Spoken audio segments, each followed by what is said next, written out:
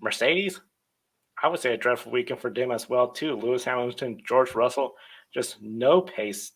That set them back into points. Hamilton is now 32 points behind Perez, and Perez had a great effort today, just so close to getting that podium, but just essentially one lap too much long because he had third place until Alonso got around him. But now with 2 races remaining, Perez, if he leaves Las Vegas with 25 points or more ahead of Hamilton, he has second place wrapped up. So, Ben, starting with you, does this relieve some pressure from Perez after a strong race weekend?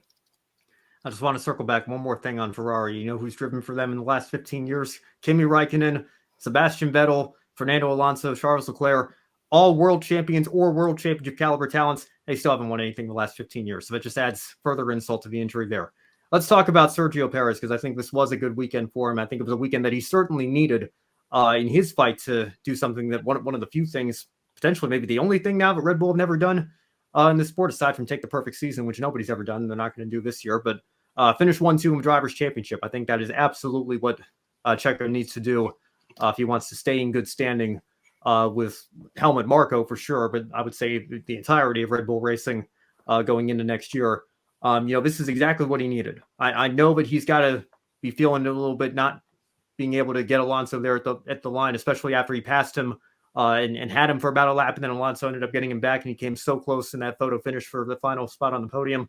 But you look at it mathematically, he still finished ahead of Hamilton today. That's exactly what he needed to do. It's what he needs to continue to do to hold on to that second place spot, which I suppose, if you look at the margin that he's got right now, roughly, what was it, 32 points, I think? I know we just took the point standings off the graphic here, but, I think that, there we go. Yeah, 32 points. So he could theoretically leave Las Vegas with that clinched and go into Abu Dhabi, not even having to worry about it.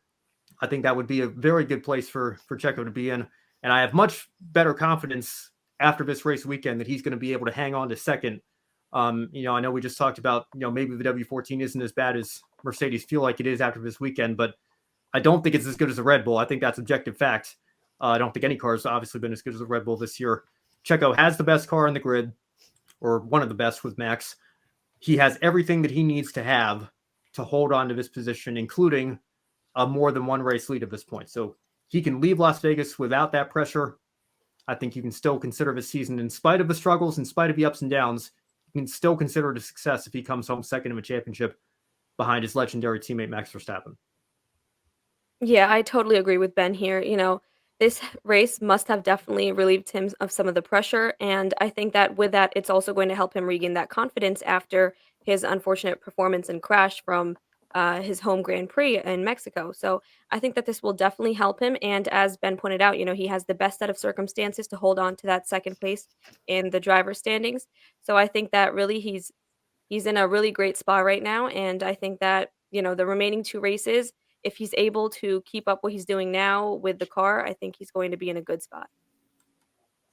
Yeah, I definitely think this race has to feel like a race win for Sergio Perez. I'm sure he would have definitely gotten by Fernando Alonso there at the line on the last lap, but hey, it's still much better performance than what we've seen from him for the last several months, and I think he can definitely use his momentum and use it towards his advantage as we close out this 2023 season. And where are we going next week? Las Vegas, a street circuit, and Sergio Perez, a lot of people like to call him King of the Streets, and there's no better time to reclaim that nickname of King of the Streets than to get a win on the Las Vegas Strip.